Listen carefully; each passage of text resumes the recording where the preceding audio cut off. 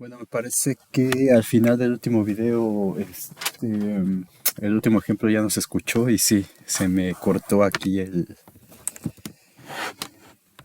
video, pero afortunadamente creo que no se perdió lo que ya había hecho y lo subí. Entonces voy a repetir, que era el ejemplo número 7. Teníamos una función g de x dada por la integral de a, y aquí como límite de integración teníamos la integral de a la integral de a x, si no mal recuerdo, o a x cúbica, creo que a x, de la misma función que estuvimos tomando todo el tiempo, que esto es un ejercicio, son ejemplos del Spivak realmente. Y aquí era la integral igual de la misma función, 1 más seno cuadrado de t, y todo esto era la integral de 1 entre 1 más el seno cuadrado de t de t. Entonces lo que queríamos encontrar era la derivada de g.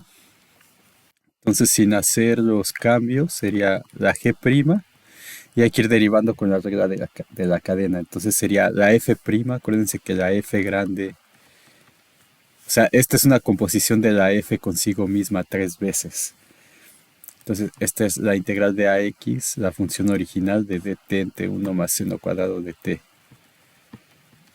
Entonces la derivada de esta cosa, de toda esta, es la derivada de esta f pero compuesta con f, o sea, esta g. Bueno, al final voy a terminar haciéndolo para que sea más claro. Es la f compuesta consigo mismo 3 veces. Es la f evaluada en f, evaluada en f. Entonces la derivada va a ser la derivada de la f, o sea, aquí la pongo. Sería la f' evaluada en f de f por f' evaluado en f por f' de x. Entonces la derivada de esto pues es 1 entre 1 más el seno cuadrado, pero eso lo tengo que evaluar en f de x, es decir, en f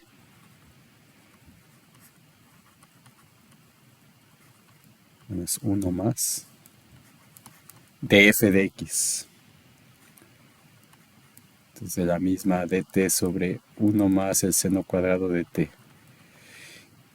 Y esto hay que multiplicarlo por la derivada de la f, pero evaluada ahora solamente en f. Entonces la derivada de la f es otra vez 1 más sobre 1 más seno cuadrado, pero ahora evaluada en f, que es la integral de ax de dt de 1 más el seno cuadrado de t, por la derivada de la f, que es 1 entre 1 más seno cuadrado de x. Entonces, si aquí tuviéramos x cúbica, por ejemplo, habría que multiplicar todavía por, o sea, esta sería compuesta con la c de x, y al final aquí aparecería, o sea, sería la f' aquí sería x cúbica por 3x cuadrada, por ejemplo. Entonces, con estos ejemplos queda claro cómo utilizar el teorema fundamental del cálculo. Ahí en la tarea tienen varios para poder practicar. Ahora, entonces, para después de todo lo que hemos discutido, podemos decir que para aplicar el teorema fundamental del cálculo a una función continua, es necesario saber justamente eso, que si f es continua en AB, entonces va a ser integrable en AB. Y eso ya lo habíamos demostrado anteriormente utilizando el teorema de Heine-Cantor. Y ahora lo vamos a usar, vamos a demostrar ese mismo teorema, pero ahora usando el teorema fundamental del cálculo. Entonces esto va a ser lo último que vamos a ver en esta sección corta. Les decía que aquí pensaba verlo de integral impropia, pero va a ser mejor que lo veamos cuando entremos al tema de series. Porque ahí ya vamos a conocer los métodos de integración y cualquier cosa que obtengamos vamos a poderlo hacer relativamente simple, entre comillas. Y ahí vamos a revisar la función gamma, la función beta también. Entonces el teorema que ya habíamos demostrado era que si f es continua en el compacto AB, en el intervalo cerrado AB, entonces f va a ser integrable. en ese mismo intervalo AB. Entonces, esto ya lo habíamos demostrado con el Heine-Cantor, usando el hecho de que una función que es uniformemente continua en un compacto una función que es continua en un compacto es uniformemente continua. Ahora vamos a demostrarlo sin usar eso. Entonces vamos a definir dos funciones, la L de x que le vamos a llamar, que va a ser la integral inferior de ax de f, y vamos a definir la u de x que va a ser la integral superior de ax de f. Entonces, sea x que pertenece a AB, y vamos a tomar un elemento h, suponiendo que es mayor que 0, y vamos a llamar o sea, ¿qué es lo que tenemos? Tenemos aquí el dominio de la función en AB. X no puede ser ni A ni B, y vamos a tomar una h mayor que 0. Entonces, digamos que aquí tenemos x y aquí tendríamos x más h, o puede ser que tengamos la h del otro lado si h es menor que x. Pero el argumento es exactamente el mismo, entonces, sin pérdida de generalidad, vamos a suponer que la h está del lado derecho de la x. Entonces vamos a tomar h mayor que 0, por acá tenemos la función. Entonces, vamos a llamar como m de h al ínfimo de la función f, que aquí la vamos a llamar f de t porque acuérdense que la partición la estamos nombrando con los x, donde ese t pertenece al intervalo x, x más h, o sea, aquí. Entonces en este diagrama que estamos poniendo, de aquí sería m de h, y vamos a tener el supremo, el m sub h en ese mismo intervalo, porque la función es continua. Entonces eso lo podemos hacer como ya hemos utilizado anteriormente. Entonces esa t, si quieren, aquí le pueden poner para t que pertenece a ese intervalo. Entonces nosotros sabemos de las propiedades de la integral, que ya lo hemos usado antes, y no lo voy a volver a poner para no parecer repetitivo, que mh por la longitud del intervalo, en este caso la longitud del intervalo es h, ¿se acuerdan que era esa identidad que sea m por b menos a es menor o igual que la integral, y esa integral es menor o igual que m por b menos a? Entonces eso justamente es lo que estoy usando aquí. Nada más que ese b menos a, en este caso, ese b menos a era la longitud del intervalo completo. Aquí, como estoy agarrándolo en el intervalo x más h, pues la longitud de ese intervalo es h. Entonces m sub h por h va a ser menor o igual que la integral inferior de x a x más h de f, y esa integral inferior va a ser menor o igual que la integral superior de x a x más h de f, por todo eso que ya hemos aprendido anteriormente, y eso va a ser menor o igual que mh por la h. Muy bien. Entonces, ¿qué implica esto? Por el teorema fundamental del cálculo, nosotros sabemos que esta mh por h va a ser menor o igual que la L de x más h menos la L de x, y eso va a ser menor o igual que la U en x más h menos la U de x, y eso va a ser menor o igual que mh por h. Entonces esto de aquí, si lo vemos de acá, como hicimos en la demostración de teorema fundamental, lo podemos partir en dos integrales, y justamente, o sea que era como, ya no lo tengo aquí, pero era como la identidad que teníamos, la f de x menos f de c era igual a la integral de c a x de f. Entonces exactamente eso mismo es lo que está escrito aquí, donde esas funciones L son estas de aquí. Entonces el L de, si quieren lo pongo aquí, el L de x más h pues va a ser la integral inferior de a a x más h de f, y la L de x va a ser pues la integral inferior de ax de f. Entonces esto, la diferencia de esto es igual a la diferencia de esto, que es exactamente esta de aquí. Muy bien, y lo mismo para la u. Entonces, como la h es distinta de 0, lo que tenemos es que mh, y es mayor que 0, estamos suponiendo aquí que esa h es mayor que 0, entonces las desigualdades no se invierten, y eso es menor o igual que L de x más h menos L de x sobre h menor o igual que U de x más h menos U de x sobre h, y eso es menor o igual que m sub h. Ok, entonces aquí voy a poner como un asterisquito, esto análogamente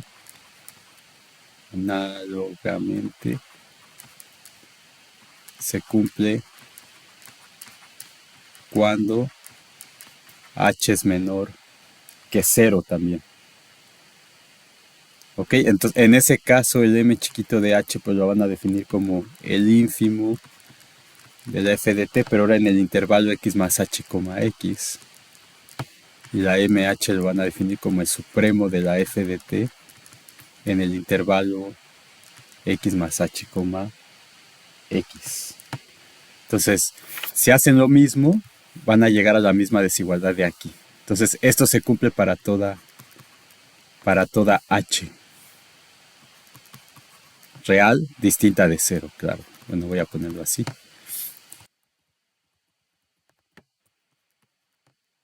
Ok. Entonces, una vez haciendo esa observación, como f es continua en x,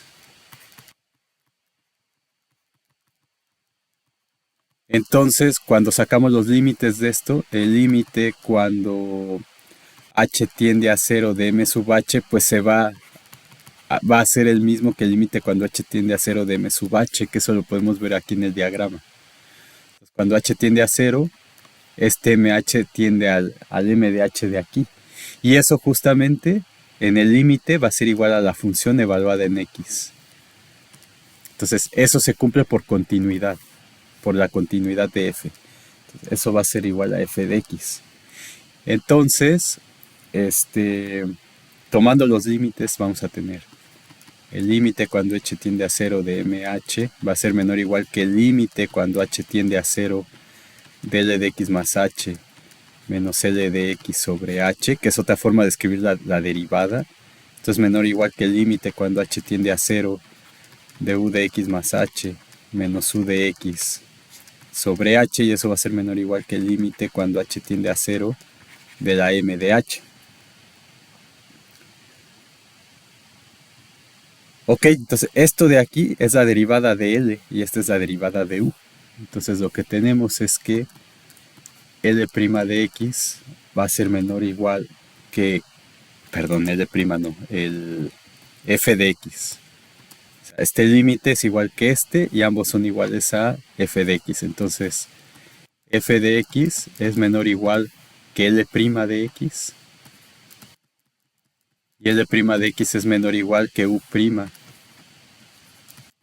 de X, y eso es menor o igual que f de X.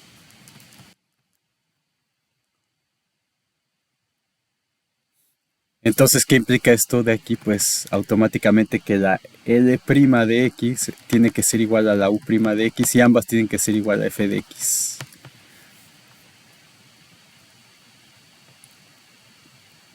Que esto viene del teorema del sándwich de los límites. Entonces, y esto es para toda X que pertenece al intervalo AB.